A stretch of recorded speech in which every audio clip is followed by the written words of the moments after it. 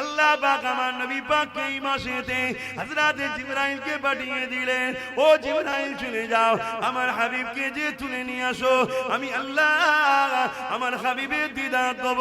মুসা চেয়েছিল দেখতে পাইনি, অন্য নবীরা চেয়েছিল দেখতে পাইনি, অথচ ৭০,০০০ চুলের পর্দা ভেদ করে যখন তুর পাহাড়ে আমার তাজাল্লি পড়েছে, তুর পাহাড়টা পুরে ঝরঝর হয়ে গেছে।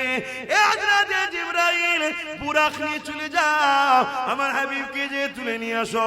হযরত জিবরাইল আলাইহিস সালাম চলে এলে, দুনিয়ার জমিনে চলে আসলো, এসে দেখতে লেগেছে আমার নবী পাক ঘুমাতে লেগেছে উম্মে হানি হুজুরের ঘরে। কেন আমার নবীকে বাইরে থেকে ডাকাও নিষেধ, আমার নবীর বিনা হুকুমে ঘরে প্রবেশ করাও নিষেধ, আর নবীকে ডাকাও বাইরে থেকে নিষেধ। এই জন্য উম্মে হানি হুজুরের ঘরে আমার নবী পাক ঘুমিয়ে রয়েছে। হযরত জিবরাইল এসে যখন দেখলো আমার নবী পাক ঘুমিয়ে রয়েছে, জিবরাইল নিজে থেকে ডাকলো না, কারণ জিবরাইল জানে পাঠিয়েছেন যিনি আল্লাহ, তিনি অবশ্যই মুহাম্মদ রাসূলের মালিক, মুহাম্মদ রাসূলের আল্লাহ, মুহাম্মদ রাসূলের থেকেও তিনি বড়। জিবরাইল জানে জানে জানে, তাও ডাকলো না কেন?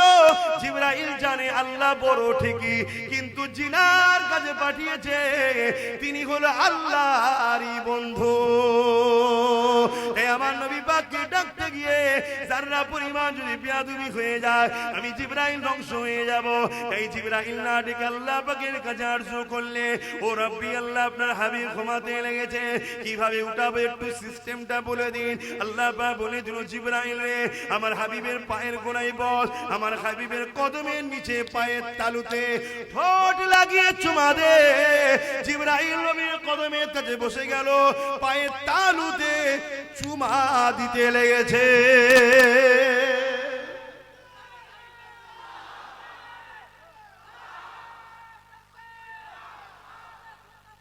জিন্দাবাদ। এই যে চোখ বিদ দিচ্ছে কার? আল্লাহ। কি বলছে? আল্লাহ আকবার, আল্লাহু আকবার। আর আল্লাহ তিনি সবথেকে বড়, এটাই তো বলছিল এই সবথেকে মহান। কেন বললেন? প্রশংসা হচ্ছে নবীর, তো আল্লাহর তারিফ করলেন কেন? না, আল্লাহই তো বানিয়েছে। জোরে বলুন সুবহানাল্লাহ। ঠিক। আর আমি এখানে কি বললাম? আমি পা তুলে দেখালাম যে পায়ের তলায় চুমু খাও না, এটা তাহলে জিবরিলকে অপমান করা হবে। আমি কি দেখালাম? হাতের তালু দেখিয়ে বললাম পায়ের তালুর তলাতে চুমু খাও। আমি তো দেখাতে পারতাম পা তুলে, পায়ের তলায় চুমু না। এগুলো মাথায় রাখতে হয় বাপ, এগুলো মাথায় রাখতে হয়। মুফতি মাওলানা শুধু হলে হয় না, রক্তেরও একটা ব্যাপার থাকে বাপ, খারাপ নেবেন না। আবার রক্ত বললে অনেকের মাথা গরম হয়ে যায়, খারাপ নেবেন না বাপ। সমাজে বাপ মা ভুল করেছে, কি মা ভুল করেছে, কথা বুঝছেন না, বোঝেন না? বাপ কিভাবে বুঝায় আপনাদের ঘরে? আখরি জবানা তো, খারাপ নেবেন না তো, কিন্তু বুঝাতে হবে। হালকা বয়সে অনেক ভুল হয়ে যায়, ঠিক না? তো ঠিক। হ্যাঁ, বিয়ের আগেও ভুল হয়ে যায়, বিয়ের পরও। বিয়ের আগে একটা তবুও মাফ হয়ে যায়, বিয়ের পরে কিন্তু শাস্তি খুবই। কথা বুঝে আস? হালকা বয়সে তো ভুল টুল হয়ে যায়, বাপ বাইরে টাইরে কাজ কামের মধ্যে থাকে, অনেক সময় করবে সন্তান এসে যায়। বাকিটা বুঝতে পেরে গেছেন তো নাকি? কথা বলছে না তো? এই সন্তানকে এখন বাপ চেয়েছে, মা চেয়েছে মৌলানা করবো, সে সন্তান তো মৌলানা হবে, চেষ্টা করলে হবে না? কথা বলছে না তো? সে সন্তান কখনো রাসূলুল্লাহর পক্ষে কথা বলবে? রক্তের সমস্যা আছে বাপ, রক্তের সমস্যা। আমার নবীও বলেছে যে আমার বিরুদ্ধে যারা থাকবে জানবে তাদের রক্তের সমস্যা। কথাগুলো কি খারাপ লাগলো? আবার কিছু ওই দালালদের লোক আছে, তারা আমার কথাকে কেটে কেটে কেটে কেটে ছাড়বে। দেখো নবীর মেম্বারে কি বলছি, কি বলেছি, রক্তের সমস্যা। এই কথাটা কি নবীর মেম্বারে বলা ভুল হয়ে গেল? আল্লাহ কোরআনের মতো পবিত্র জায়গায় বলেছে, কোরআনের মতো পবিত্র কিতাবের মধ্যে আল্লাহ কি বলেছে শুনবেন না? খালিদ বিন মুগীরা, নামটা কি? খালিদ বিন মুগীরা সামান্য নবীকে গালি দেয়, কষ্ট দেয়, আঘাত করে। আমার নবী বড় দুঃখ পায়।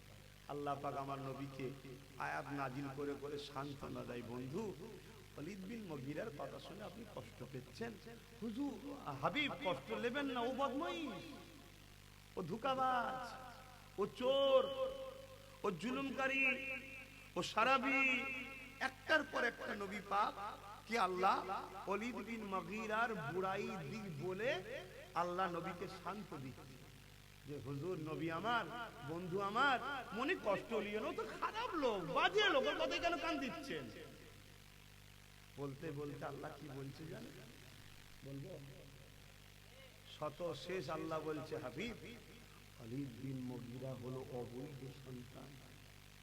কোরআন বলছে, কোরআন যারও সন্তান বলছে আল্লাহ কোরআন। তাহলে বলবে কি কথা কোরআনের মধ্যে? অতি ভক্তি আবার কিসের লক্ষণ? হ্যাঁ, আল্লাহ থেকে বেশি বুঝে গেছো না? আল্লাহ বলছে হাবিব মনে কষ্ট নেবেন না, ওয়ালিদ বিন মুগীরা হলো অবৈধ সন্তান। ও যদি ভালো সন্তান হতো আপনাকে গালি দিত না।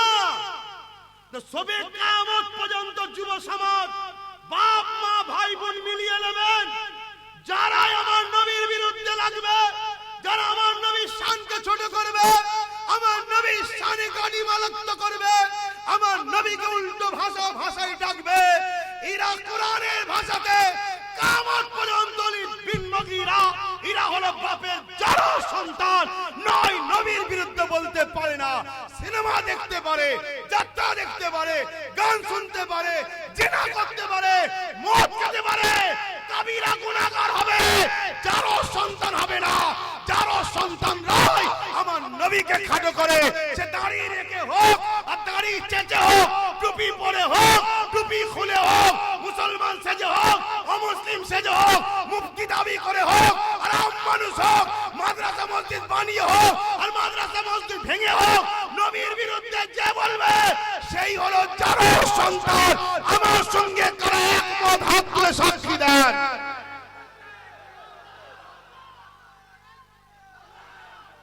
দুনিয়ার মিডিয়া, দুনিয়ার সেকুলারের নামে, দুনিয়ার তথাকথিত ভণ্ড সেজে কেউ যদি আমার সমালোচনা করে, আমার বয়ে গেছে।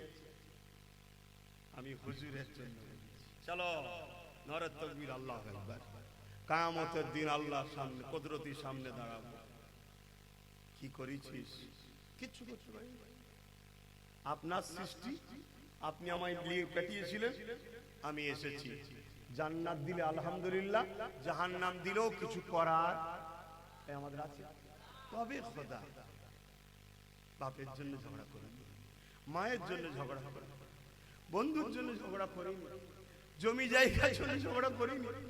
খোদা মসজিদ মাদ্রাসা বানাচ্ছিলাম, লোক বলেছিল চাঁদা তুলে খেয়েছে, তার প্রতি উত্তর দিইনি, তার জন্য কখনো চিল্লাইনি। যখনই তোমার নবীর শানে কেউ বলেছে ভিখারির বাচ্চা, দুনিয়াকে প্রমাণ করে দিচ্ছ যার সন্তান, তাই চিল্লিয়েছি আল্লাহ কেন তোমার হাবিব, তোমার বন্ধু, যার সম্বন্ধে তুমিও চিল্লেছো, তুমিও বলেছো ওয়ালিদ বিন মুগীরা যার সন্তান, কেন তোমার হাবিবকে কষ্ট দেয় কথা বলেছিল। শুনছেন না? এখন দুনিয়া বলবে হুজুর আপনি কি কথা বলছেন, কি কথা বলছেন মানে? আব্দুল্লাহ ইবনে উবাই বিশাল বড় দাড়ি, বিশাল বড় টুপি, বিরাট পাগড়ি, সিদ্দিক আকবরের কে সরিয়ে দিয়ে নবী পাকে সুজাসুজি নামাজ পড়তো। শুনছো? যদি ঈমান থাকে কথা নিতে পারবে আমার, আর ঈমান যদি না থাকে কথার মধ্যে কষ্ট হবে। জি সব কথা বড্ড বরাবরই এখন সব মিলে ঝুলে থাকা দরকার, এক হয়ে থাকা দরকার। কি সব করে হে কপাল ফাটা, এক হয়ে কি করবি? এক হয়ে কি করবি বলবি তো? আল্লাহর রহমত ছাড়া কখনো বাঁচা যায়? কথা বলেন, আল্লাহর রহমতটা কি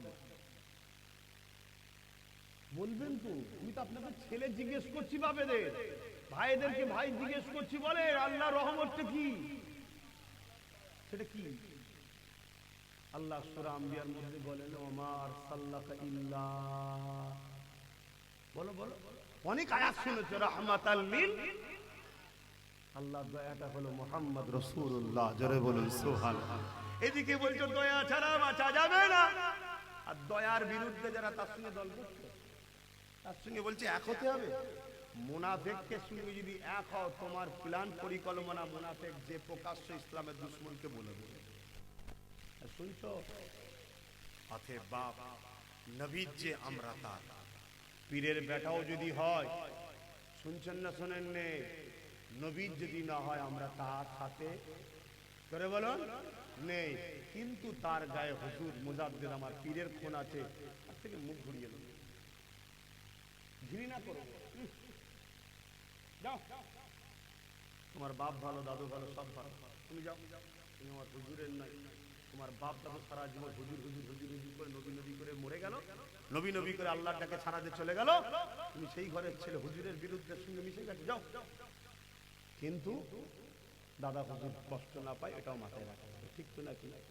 মানে তার সঙ্গে হুজুরের সম্পর্ক আবার খুব গভীর, আমাদের সঙ্গে অত গভীর নয়। কিন্তু কেউ যদি সাধারণ ঘরের লোক হয়ে দাবি করে মিশর থেকে পড়ে এসছে, মদিনা থেকে পড়ে এসছে, মসজিদ করেছে, কি করবো আমি? বলবেন তো আমি কি করবো? দাঁড়িয়ে আছে, আবু জেহেলের তো দাঁড়িয়ে ছিল, জানেন না? জানেন না? বলুন, জানেন? আবু জেহেল যখন ঘোড়ার পিঠে চেপে যেত, আবু জেহেলের দাঁড়ি দুদিক দিয়ে হাওয়ায় বেরিয়ে যেত, কানের পাশ দিয়ে এত বড় বড় দাঁড়ি ছিল, পাগড়ি ছিল আবু জেহেলের। শুনে রাখো, আবু জেহেল কাবার মেন দায়িত্বে ছিল, আবার এক সময় পুরো কাবার ক্ষমতা তার হাতে ছিল। তা কি হয়েছে? কিন্তু আবু জেহেলের অন্তরে আমার নবী ছিল না। অসুবিধা হচ্ছে? আর একটু বলি, হ্যাঁ, কিন্তু সময় নেই তো। আল্লাহ পার হয়ে গেছে, তাই ঘরে যেতে হবে, অনেক দূর ঘর। তোমাদের তো সব কাছাকাছি, টুকটুক করে ঢুকে পড়বে। কেউ তো বলবে না যে হুজুর আজকে থেকে যাও, সব তো বলবে না হয়ে গেছে তকবিতে তাড়িয়ে দেবো। শুনছেন আমি কি বলছি? আমার নবী পাক সাল্লাল্লাহু আলাইহি সাল্লামের হাতে হাত দিলেন সিদ্দিক আকবর, জোরে বলুন সুবহানাল্লাহ। আমার নবী পাকের হাতে হাত দিলেন আব্দুল্লাহ ইবনে উবাই। সুবহানাল্লাহ বলবেন নাকি? সুবহানাল্লাহ বলবেন? নাউজুবিল্লাহ। বাহ, কত সুন্দর শিখে গেছে, মানে স্পিডে বলে দিচ্ছে, কিন্তু যখনই নামটা পুরো শুনেছে বুঝতে পেরে নারী তো শয়তান দেবে, অমনি বলছে নাউজুবিল্লাহ, ঠিক না? হ্যাঁ, মুফতি মাওলানা বক্তা হুজুর দেখে নরে তাকবীর, আল্লাহু আকবার, যখনই তার চেহারা থেকে, কথা থেকে, ভাষা থেকে আসতে শয়তান বেরোয়, অমনি দূরে সরে যেতে হবে, ঠিক না? ঠিক। তা নবী পাক সাল্লাল্লাহু আলাইহি সাল্লামের পিছনে নামাজ পড়েছে, শুনছেন? আল্লাহ নবী যখন হজে গেলেন, আবু বকর সিদ্দিক নবী পাকের সাথে হজে গেলেন, আব্দুল্লাহ ইবনে উবাই সেও নবীর সাথে হজে গেছে।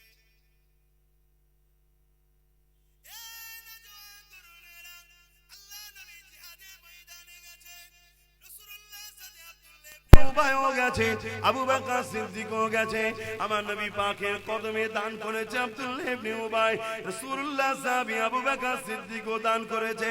কিন্তু দুনিয়ার জমিনে আবু বকর সিদ্দিকের দাড়ি, টুপি, জুব্বা, পাগড়ি ছিল, আব্দুল্লাহ ইবনে উবাইয়েরও ছিল, কিন্তু হাকিকাতটা এবারে একটু দেখুন। আবু বকর সিদ্দিককে রাসূলুল্লাহ জান্নাতি জান্নাতি জান্নাতি ঘোষণা দিলে, আর আব্দুল্লাহ ইবনে উবাই কুরআন ঘোষিত জাহান্নামী হয়ে গেল। কারণ কি? নামাজ আবু বকর সিদ্দিক পড়েছে, আব্দুল্লাহ ইবনে উবাইও পড়েছে। নবীর সঙ্গে হজ আবু বকর সিদ্দিক করেছে, আব্দুল্লাহ ইবনে উবাইও করেছে। নবী পাকের সঙ্গে জিহাদের ময়দানে আবু বকর সিদ্দিক গেছে, আব্দুল্লাহ ইবনে উবাইও গেছে। পাগড়ি, দাড়ি, টুপি আবু বকর সিদ্দিকের ছিল, আব্দুল্লাহ ইবনে উবাইরও ছিল। ইনি জান্নাতি, উনি জাহান্নামী, কারণটা কি?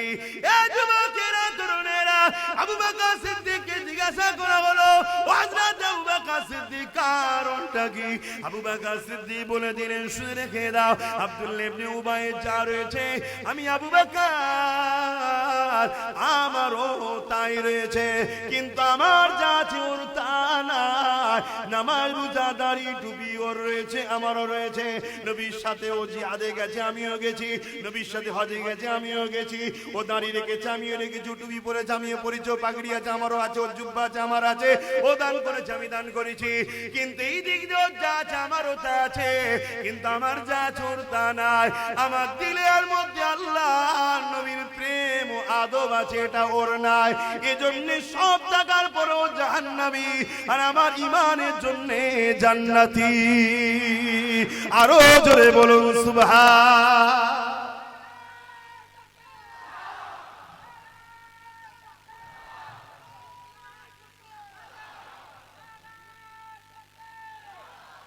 আমার রজ বুঝছেন আব্বাজান? ইতিহাস বলছি তো, ইতিহাসগুলো কেন ঘটেছে এটা তারিখে হাদিস বলা হয় কেন? যাতে করে আমার উম্মত আগামী জীবন বা আল্লাহর বান্দা আগামী দিন এরকম মুনাফিক আসবে না আসবে না। হযরতে সালাউদ্দিন আইবি হুজুরের নাম শুনেছেন? কথা বলে সালাউদ্দিন আইবি হুজুর 3000 আলেম ওলামা মুফতিকে কতল করেছিল। কত? এবং সালাউদ্দিন আইবি হুজুর মসজিদে আকসাকে যিনি উদ্ধার করেছিলেন এবং আমার নবীর দিদার পাওয়া লোক, জোরে বলুন সুবহানাল্লাহ। কত আলেম ওলামাকে কতল করেছে? 3000। কতল করার সময় বলছে আমার আফসোস, আল্লাহ আমাকে তুলে নিচ্ছে, এখনো যদি বেঁচে থাকতাম এখনো অনেকের গর্দান উড়িয়ে দিতাম। কেন হুজুর? না, এরা বড় বড় আলেম ওলামা মুফতি মাওলানা সেজে আছে, এগুলো সব ইসলামের দুশমন মুনাফিক। এরা এক একজনের পিছনে লক্ষ লক্ষ লোক নামাজ পড়তো। তৎকালীন সময় শাম, সিরিয়া, লিবিয়া এক এক জায়গায় এদের পিছনে জামে মসজিদে 1 লক্ষ 2 লক্ষ 5 লক্ষ করে লোক নামাজ পড়তো। কিন্তু এরা ভেতরে ভেতরে সব ইহুদি খ্রিস্টানদের সঙ্গে লেনদেনে বিক্রি হয়ে গেছিল। সালাউদ্দিন আইবি সেই সময় 3000 মুফতি আলেমকে কতল করেছে। আজকে বেড়েছে না কমেছে? পূর্ব ভারত, পশ্চিম বাংলার মুসলমান একচেটিয়া ফুরফুরার পীর আবু বকর সিদ্দিককে মানে, ঠিক না বেটি? আরো হক সিলসিলা আছে, আমি ছোট করছি না, কিন্তু এই কথা সবাইকে মানতে হবে। পূর্ব ভারতে 100-র মধ্যে 95টা লোক দাদা হুজুরকে মানে। এই যে এক কাট্টা মুসলমানগুলো হয়ে আছে, এটাকে কখনো জালিম অত্যাচার ইসলাম বিদ্বেষী সরকাররা মেনে নিতে পারে না। তাই এরা চাই টুকরো টুকরো করে দাও এই মুসলমানগুলোকে, দাদা পীর থেকে ঘুরিয়ে টুকরো টুকরো করে দাও। এর জন্য গাড়ি লাগে দাও, বাড়ি লাগে দাও, টাকা লাগে দাও, মসজিদ বানাতে চাই পয়সা দাও, মাদ্রাসা বানাতে চাই পয়সা দাও, হেল্প করবে পয়সা দাও, যা খুশি দাও। এই মুসলিম একতাটাকে ভেঙে দাও, টুকরো টুকরো করে দাও। শুনছেন না? শোনেন? এই বেঈমান গাদ্দার কিছু সমাজে জড়িয়েছে, এরা কাফের অত্যাচার মুনাফিক নেতাদের সঙ্গে একসাথে গুজুর গুজুর করে দেখবে, একসাথে গুজুর গুজুর করে হই হই করে টাকা লেনদেন করে। এদের লক্ষ্য আহলে সুন্নাত ওয়াল জামাতের পূর্ব ভারতের হেড অফিস হলো ফুরফুরাত দাদা হুজুর রহমাতুল্লাহ আলাইহি, যে দরবারের আমি একজন নগণ্যতম খাদেম। আরে আওলাদ রেখে দিয়ে যার ঘরের ব্যাপার, আমি খেদমত করতে এসেছি সিলসিলা, ঠিক না বেটি? আওলাদের দোহাই দিয়ে আমি কোনো জায়গায় বেরোতে চাইছি না। আমি তাই প্রথমেই বলেছিলাম আমি নবী পাক সাল্লাল্লাহু আলাইহি ওয়াসাল্লাম একজন দিনের খাদেম, নবীর গোলাম বলেছিলাম। তো ভাইরা আমার, তাই আপনাদেরকে বাঁচাবার স্বার্থে বলছি, ঈমান বাঁচান আর এক মুঠো হয়ে থাকুন। মোমেন মোমেন ভাই ভাই একতা হন। নবীর পক্ষের উলামারা এক হন। নবীকে ভালো যারা বাসেন এক হন। গোস্তাকে রাসূলদের থেকে যেমন দূরে থাকতে হবে, তেমন যারা ইসলামের প্রকাশ্য দুশমন তাদের বিরুদ্ধে আমাদেরকে সংগঠিত হতে হবে। না আগামী দিনটা আমাদের জন্য দুনিয়া আখিরাত ভয়ঙ্কর জায়গা আসছে। দুনিয়ায় যদি আমরা আল্লাহ ও রাসূলের পক্ষে কথা না বলতে পারি, আখিরাতে আল্লাহ আমাদেরকে ধরবে। আর দুনিয়ায় যদি আমরা সংগঠিত ঈমানের পাওয়ার না পাই, তাহলে আমরা কথা বলতেও পারবো না। বাপজান আমার, বুঝবেন মন দিয়ে। আমি যে কথাটা বলতে গিয়ে অন্যদিকে চলে গেলাম, একটু শুধু বলে দিয়ে সংক্ষেপ করব। কারবালার মাঠে তাহলে কি দেখলাম? একদিকে 72, অপরদিকে 22,000। শুনছেন তো নাকি? একদিকে 72, অপরদিকে 22,000 হলো এজিদ বাহিনী, 72 ইমাম পাক হোসাইন হুজুরের, তাই তো নাকি?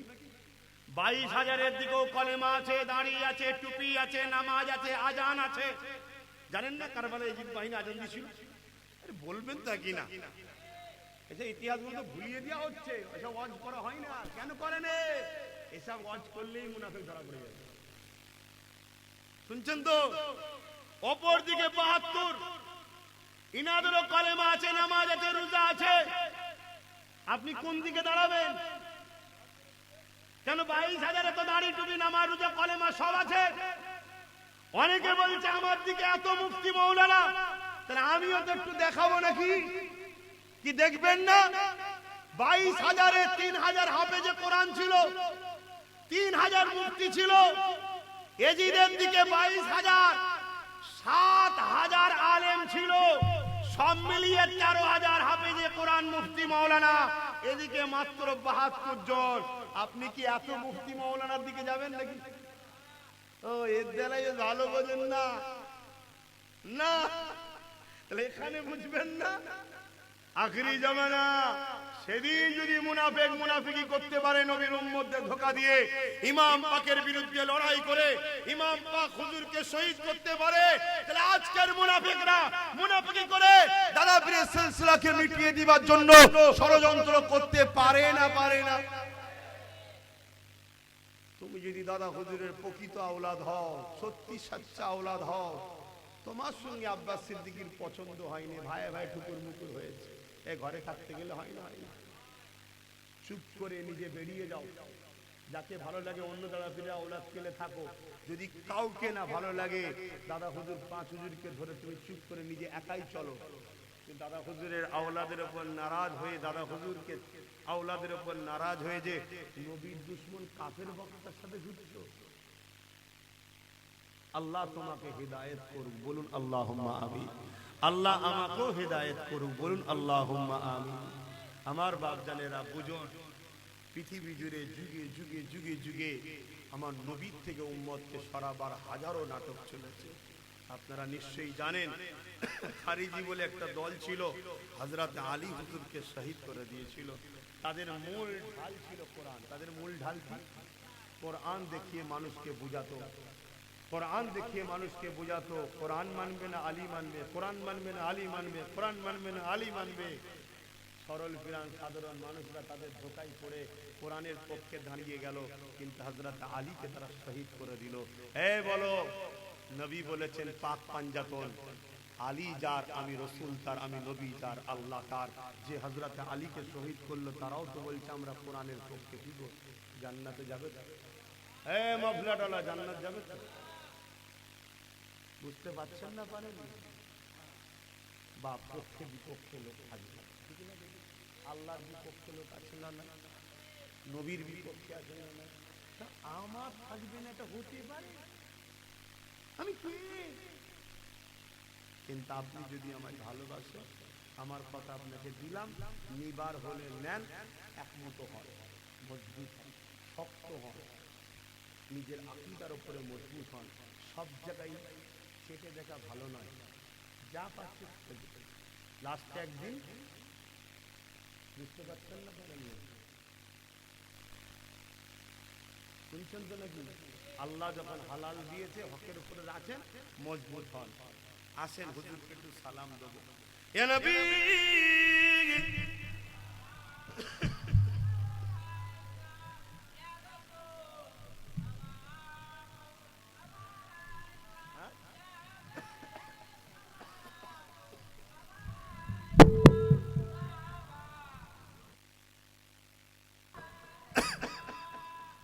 এই ঠান্ডা গরম হচ্ছে ভাই, দিনের বেলা জলসা করলাম গরম, এখানে যখন ঢুকছি ঠান্ডা, ভেতরে মানুষের নিঃশ্বাসে ঘেমে গেলাম। এতে শরীর রোজ কাশি হচ্ছে, রোজ ভালো হচ্ছে, রোজ কাশি হচ্ছে, রোজ ভালো হচ্ছে।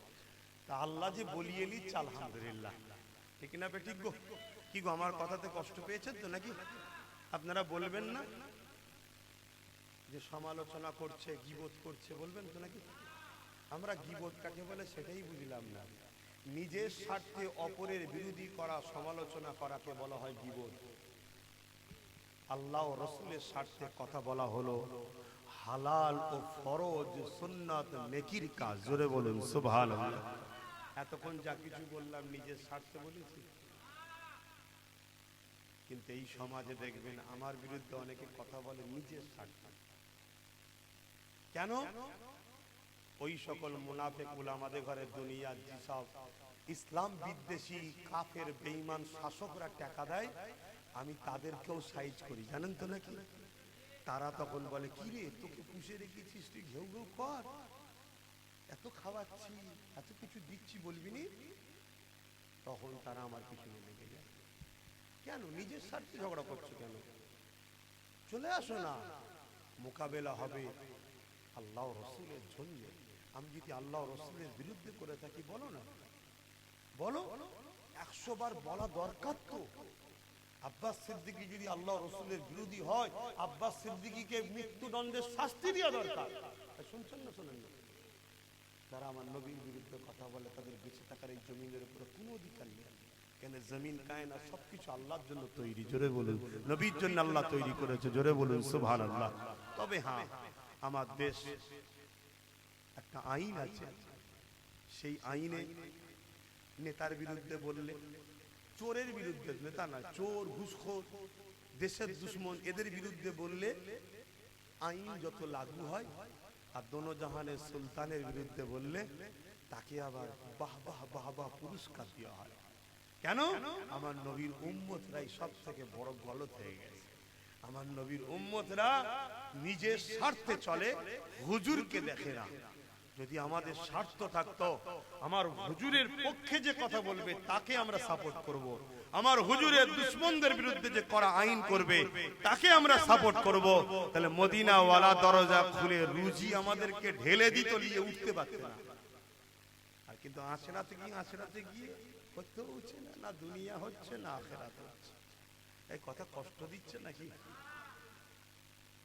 দেখে যদি পছন্দ হয় শুক্রবার দিন থাকি, যাবেন 3 দিন ইসাল সাহেব গেলে দেখতে যাবেন, নবীর গোলামটাকে দেখবেন, কথা বুঝে আসছে, যাবেন। আর একটা নলেজ সিটি করছি, সেটাও দেখতে যাবেন। ছেলেদের ঘরে ভর্তি নেওয়া হচ্ছে, ক্লাস শুরু হয়েছে, কথা বুঝে আসছে, সেখানেও যাবেন, দেখতে যাবেন। এতিম গরিব বাচ্চা থাকলে যোগাযোগ করবেন, তাদের জন্য সম্পূর্ণ আমি পড়াবার ব্যবস্থা করব। কিন্তু গরিব হতে হবে, এতিম হতে হবে, এবং তার ব্রেনটা দেখতে হবে। না একজনের পিছনে খরচ করলাম, সে নিতে পারছে না, তাহলে করেছি। আমি তাকে ছোট করছি না, সবাইকে আল্লাহ সবকিছু দেয় না, ঠিক না বে ঠিক? হ্যাঁ, আমি তাকে অবহেলা করছি না। তো যাই হোক আমার আম্মা বোনেরা, দেখুন জাহান্নাম বড় কঠিন হবে, আখিরাত বড় কঠিন হবে, কবর বড় কঠিন হবে, কেউ আসবে না কবরে। একটু বুঝে বুঝে চলুন। এই লড়াই হালুয়া রুটি খাবার লড়াই নয়। আব্বাস সিদ্দিকীর জলসা মনে হয় কমে গেছে, উত্তর 24 পরগনায় আসতে দেবো না, চাকা ঘুরতে দেবো না, তাই লড়াই হচ্ছে না বাপ, তার লড়াই নয়। আল্লাহ শুকর, অহংকার নয়, আল্লাহ শুকরিয়া। নবী পাক সাল্লাল্লাহু আলাইহি ওয়াসাল্লামের গোলামির ফল, জলসা নিয়ে উঠতে পারছি না, জলসা নিয়ে উঠতে পারছি না। আগামী কালকে বাংলাদেশ যাবার ডেট ছিল, কোথায়? কিন্তু বাংলাদেশে যা হচ্ছে যাবার মতো তো উপায় নেই, কথা বুঝে। সেই করোনা থেকে বন্ধ আছে, এখনো বন্ধ। এবারে যাবার নিয়ত করেছিলাম 5 দিনের জন্য, আগামীকাল যাবার ডেট ছিল, তারপরেও এখানে দাওয়াত হয়ে গেছে, বাংলাদেশ ক্যান্সেল করে দিয়েছে। খবর পেয়ে গিয়ে এখানে দাওয়াত হয়ে গেছে। কিভাবে দাওয়াত? শুধু 1 ঘন্টা যাবো, 1 ঘন্টা কি খাবো, একটু দোয়া করবো, 50,000 টাকা দেবে। কত ফতোয়া দিচ্ছে, কত ফতোয়া দিচ্ছে, জান খুলে দিকে যা। আমি ভাই তার কাছে চেয়েছি, তার পরিবার নিয়ত করেছে, তার পরিবার নিয়ত করেছে যে আমাকে যদি আল্লাহ পুত্র সন্তান দেয়, আমি আমার ভাইকে নিয়ে এসে দোয়া করাবো, আমি টাকা জমাচ্ছি, ভাইকে 50,000 টাকা দেবো। তা আল্লাহ যদি আমায় দেয়, আর আপনার কষ্ট হলে আমার কিছু করার আছে? এবার আমি নিয়ে খেয়ে পেট বড় করে ফেলেছি, আর না অন্য কিছু করছি, সেটা আমি জানি আর আল্লাহ জানে, আপনার জানার পর্যন্ত নেই। কারণ আপনি তো আমায় দেন না, আপনি আমায় দেন নাকি? দিচ্ছেন কে? আল্লাহ। কখনো এর মাধ্যমে, কখনো ওর মাধ্যমে, কখনো ওর মাধ্যমে, কখনো তার মাধ্যমে। তা আল্লাহ যখন দিচ্ছে, তাহলে আল্লাহ জানলেই কি যথেষ্ট। আমার পেটটা অনেক বড় হয়ে গেছে, তুই নাকি খেয়ে দে। আমি তো একে বলছিলাম, কোথায় গেল নাম, কামরুলকে, তুই এত কিছু করেছিস, কেউ যদি ফটো তুলে বাইরে ছেড়ে দেয় তা আরো পিছনে লেগে যাবে রে। তুই হুজুর ঘরে কত খাওয়াইনি, আর আমরা মোদি সাহেবরা পাইনি। শুনছি না শোনেন? আচ্ছা, রিজেকের মালিক কে? তা আমার কপালে আল্লাহ রেখেছে কিছু, সেটা আমার সামনে এসেছে। যা ছিল সব খেয়েছে না খেতে পেরেছি, মন যেচ্ছে, খাবার উপায় আছে না। কেন? সুস্থ থাকতে গেলে খাওয়া কমাতে হবে, একদম পিওর কথা বলে যাচ্ছে। যদি কেউ নেশায় খেয়ে ফেলেছে, তা সুস্থর 12টা বেজে যাবে। বেঁচে থাকাটা বড় কথা নয়, সুস্থ সবল থাকতে গেলে খাওয়া কমাতে হবে। আর দ্বিতীয় নম্বর, একেবারে লাইট খেতে হবে। যত হালকা ঝাল, হালকা তেল, হালকা মশলা খাবেন, তত জানবেন আপনি জানের আরাম, শরীরের আরাম, সব দিক দিয়ে আরাম। আর একদিনে সব খেয়ে ফেলবেন, রাস্তায় ফেরেশতা খুঁজে বলবে তোর রেজেক কম পড়ে গেছে। আমি হাসির ছলে বললাম, কিন্তু হাসি নয়, হাকিকাত। হাকিকাত। মানুষের হাতে ইচ্ছা শক্তি আল্লাহ দিয়েছে, মানুষ এই ইচ্ছা শক্তিকে কিভাবে নেবে তার উপর নির্ভর। বেশাক হায়াত মওত আল্লাহর হাতে, তাকদীরের হাতে, কিন্তু মানুষ নিজের মৃত্যুকেও নিজের ইচ্ছা শক্তিতে টেনে আনে। খারাপ নেবেন না, আমি শরীয়তের কথা বলছি। অবশ্যই মরণের হায়াতের মালিক আল্লাহ, অস্বীকার করছি না, কিন্তু আল্লাহ ইচ্ছা শক্তি দিয়েছে। আপনাকে আল্লাহ হায়াত দিয়েছে, আপনি সব দেখছেন বিষ খাবো, হ্যাঁ বলবেন, বিষ খাওয়ার পরও আল্লাহ হায়াত তাহলে মিটিয়ে দেবে, ঠিকই কথা, কথা ভুল কিছু নাই। আবার খেলেন। একজন সাহাবী ময়দানে, লড়াইয়ের ময়দানে এক সাহাবী হুজুর, তাহলে বলি যে এই কথা সমালোচনা হবে, খুব সমস্যা আজকাল, খুব সমস্যা, কিছু কথা বলে শান্তি নেই। এক সাহাবী ইসলামের জন্য লড়াই করতে করতে মাথাতে একটা নেজার আঘাত লেগে যায়। সাহাবী হাত দিয়ে এভাবে বসে পড়ে। কথা বুঝে আসছে? আল্লাহ নবী, নূর নবী, দয়ান নবী ওই সাহাবী হুজুর সম্বন্ধে বলেছিলেন যে এর হাতকে সরাবে না আর একে পানি যেন না লাগে। কিন্তু এইভাবে কতক্ষণ থাকবে? কোনো কারণবশত ওই সাহাবী পানি লেগে যায়, সাহাবী ইন্তেকাল করে। আল্লাহ নবী, নূর নবী, দয়ান নবী বললেন অবশ্যই তার মৃত্যু এভাবে ছিল, কিন্তু তোমাদেরও গাফলতি হলো ওসিলা। কিছু বুঝাতে পারলাম? পরবর্তীতে ওই সাহাবীর যখন রাস্তা খনন হয়, ওই সাহাবীর লাশও বাহির হয়েছিল, হাত এইভাবেই ছিল, যখন সরাতে যায় সঙ্গে সঙ্গে আবার রক্ত বাহির হয়। জোরে বলুন সুবহানাল্লাহ। কেন? সাহাবী হুজুররা মরো জিন্দা। জোরে বলুন সুবহানাল্লাহ। টাইম চলে যাচ্ছে ভাই, আমি সংক্ষেপ করছি। আসুন, সমালোচনা করবেন না, কিছু ভুল বুঝলে বলবেন, আমি বলে দেবো। অবশ্যই আমার ভুল হলে যদি উলামারা ধরিয়ে দেয়, আমি সেই বিষয়ে অবশ্যই তওবা ইস্তেগফার করব। কেন? আমি জান্নাতে যেতে চাই, আমি জাহান্নামে যেতে চাই না। আমি মানুষ, আমার ভুল হতে পারে, ঠিক আছে? আসুন। ইয়া নবী সালাম, ইয়া রাসূল সালাম, ইয়া হাবিব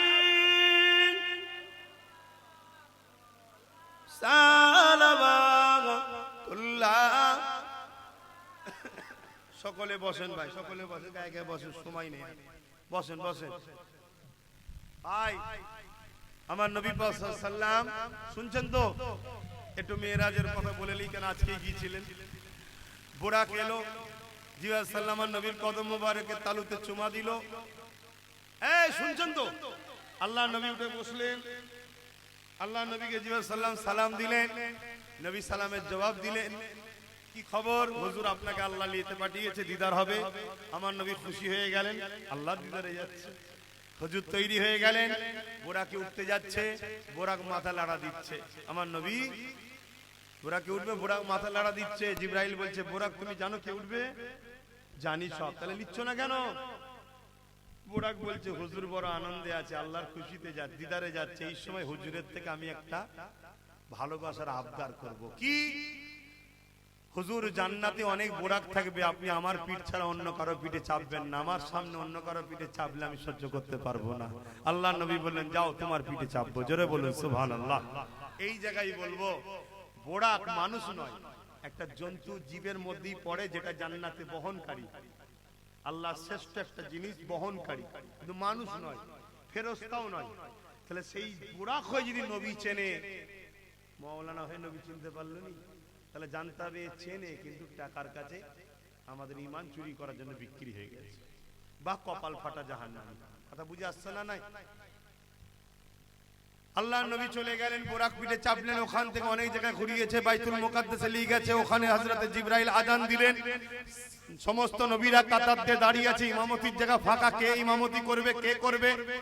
কে করবে কে করবে, সমস্ত আদম নবী থেকে শুরু করে ঈসা নবী, নবীরা দাঁড়িয়ে আছে। এরকম একটা সম্মানীয় ব্যক্তিদের ইমামতি করবে কে? জিবরাইল আজান দিয়ে দিলেন, দিবার পরে আমার রাসূলুল্লাহ নূরের হাতটা আদব ধরলেন, ধরে ইমামতির জায়গায় নিয়ে যেয়ে বললেন, ইয়া রাসূলুল্লাহ আপনি তো ইমামুল আম্বিয়া, আপনি ইমামতি করবেন। জোরে বলুন সুবহানাল্লাহ। এ থেকে প্রমাণ হলো আমার নবী সমস্ত নবীদেরও নবী, আমার নবী সমস্ত নবীদের ইমাম, আমার নবী সমস্ত নবীদেরও সরদার। জোরে বলুন সুবহানাল্লাহ। কোন নবী আমার নবীর মতো নয়, তাহলে আমরা 2 টাকার মলিশা কি করে বলতে পারি যে নবী আমাদের মতো? শুনছেন তো নাকি? আমার নবী পাক সাল্লাল্লাহু আলাইহি ওয়াসাল্লাম নামাজ হয়ে গেল, অনেক বক্তব্য হলো, খুতবা হলো, আলোচনা হলো, প্রথম আসমানে গেলেন, নবীদের সঙ্গে দিদার হচ্ছে, 1টা 2টো 3টে 4টে 5টা 6টা 7টা আসমান পার করলেন, সঙ্গে সঙ্গে সিদরাতুল মুনতাহা গেল। সিদরাতুল মুনতাহায় জিবরাইল সাল্লামের থাকার জায়গা, ওই জায়গায় যখন নবী পাক সাল্লাল্লাহু আলাইহি ওয়াসাল্লাম গেলেন, ওখানে দেখতে লেগেছেন জিবরাইল দাঁড়িয়ে গেল। নবী পাক সাল্লাল্লাহু আলাইহি ওয়াসাল্লাম বললেন, জিবরাইল আগিয়ে চলো, সব জায়গায় তুমি আমার সাথে ছিলে, দাঁড়িয়ে গেলে কেন? একটু হক আদায় করে দিচ্ছি হুজুরের আজকে রাত তো, কিন্তু আমার কখন টাইম চলে গেছে খেয়াল নেই, ওয়াচ করেই দিচ্ছি। কিন্তু যে বিষয়গুলো বলিছি একটু দরকারও ছিল, ঠিক তো নাকি? হুজুরের জন্যই বলিছি।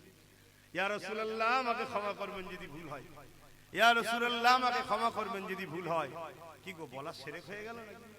হ্যাঁ, এখান থেকে বলছি ইয়া রাসূলুল্লাহ ক্ষমা করবেন, কপাল ফাটা, তোদের কাছে নবী দূরে থাকতে পারে, আমাদের জানের থেকেও কাছে নবী আছে। জোরে বলুন সুবহানাল্লাহ। তো ভাইরা আমার, নবী পাক সাল্লাল্লাহু আলাইহি ওয়াসাল্লাম জিবরাইলকে বললেন, জিবরাইল চলো। জিবরাইল বলল, হুজুর আগে নূর আছে, এর থেকে 1 কদম আগে গেলে আমি পুরো ছারকার হয়ে যাব। আল্লাহর নবী বললেন, জিবরাইল তুমিও তো নূরের তৈরি। জিবরাইল বললেন, হুজুর আমি নূরের ঠিকই, কিন্তু আগে যে নূর আছে ওই নূরের তাজাল্লি সহ্য করার মতো একটাই নূর আছে, সেই নূরটা হলো মুহাম্মদুর রাসূল। জোরে বলুন সুবহানাল্লাহ। আমার নবী পাক সাল্লাল্লাহু আলাইহি ওয়াসাল্লাম নূর আলা নবী। জোরে বলুন সুবহানাল্লাহ। অনেকে নবীকে নূর নবী মানতে অস্বীকার করে, এরা হলো গোস্তাকে রাসূল, নবী দুশমন, এরা আমাদের ঈমান চুরি করতে চায়। অবশ্যই নবী মানুষ, কিন্তু নূর আলা মানুষ।